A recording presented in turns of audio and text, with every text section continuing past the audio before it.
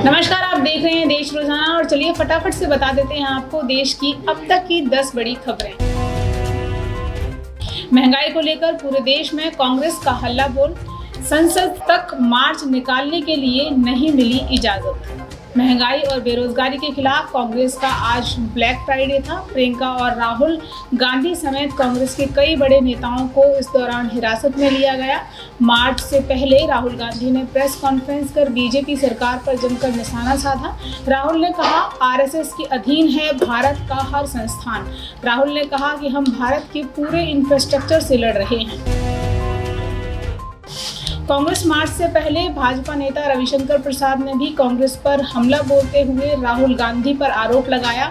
उन्होंने कहा, मार्च तो एक बहाना है, असल में ईडी को डराना धमकाना है और अपने परिवार को बचाना है। रविशंकर प्रसाद ने कहा कि हमने राहुल की प्रेस कॉन्फ्रेंस देखी थी, उसमें राहुल गांधी डरे सहमे नजर आ रहे थे।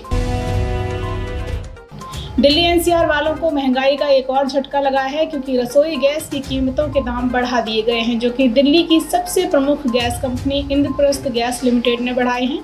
दाम बढ़ने के बाद दिल्ली में पीएनजी की कीमत 50 रुपये 59 पैसे प्रति यूनिट हो गई है।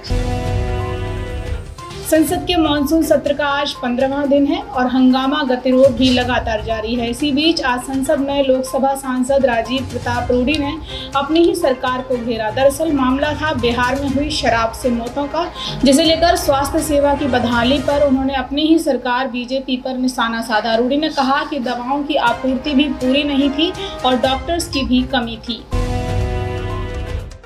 पश्चिम बंगाल की मुख्यमंत्री ममता बनर्जी और प्रधानमंत्री नरेंद्र मोदी की मुलाकात को लेकर विपक्षी दलों में चहल पहल तेज दिखाई दे रही है। कांग्रेस और वाम दल इस मुलाकात को मैच फिक्सिंग मान रहे हैं। इसी बीच पीएम मोदी से ममता की मुलाकात से पहले पश्चिम बंगाल के बीजेपी नेता और बीजेपी के राष्ट्रीय उपाध्यक्ष दिलीप घोष ने कहा कि ममता ऐसी मुलाकातों का इस्तेमाल राजनीतिक संदेश देने के लिए करती हैं।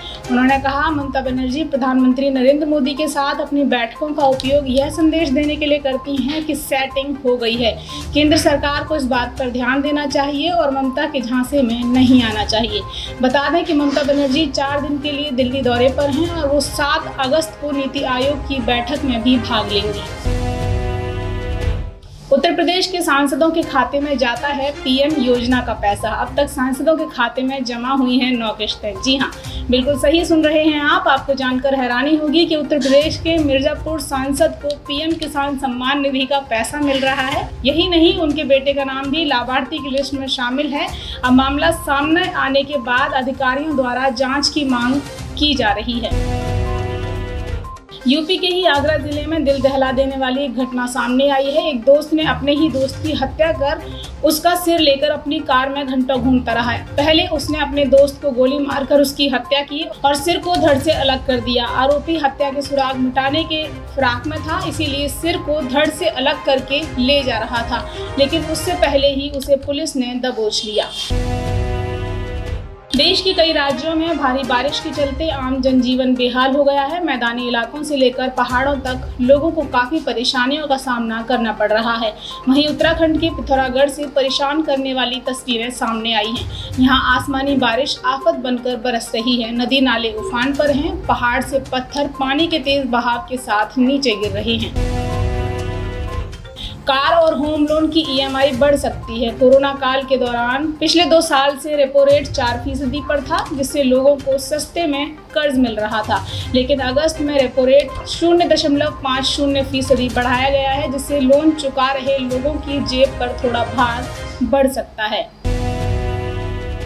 यूपी के मुख्यमंत्री योगी आदित्यनाथ ने एयर एशिया की नई उड़ान सेवा का शुभारंभ किया। अब दिल्ली, कोलकाता, बेंगलुरु, गोवा और मुंबई हवाई यात्रियों के लिए आना जाना और आसान हो जाएगा। सीएम योगी ने कहा कि प्रधानमंत्री द्वारा शुरू की गई उड़ान योजना का सबसे ज्यादा लाभ उत्तर प्रदेश ने उठाया है। मुख्यमंत्री ने कहा कि विकास की गति को तेज करने के लिए कनेक्टिविटी का बड़ा योगदान रहता है। तो ये थी अभी तक की 10 बड़ी खबरें जो राष्ट्रीय स्तर पर थी। फिर मिलेंगे आपके साथ किसी नई जानकारी को लेकर। देखते रहिए देश रोजाना।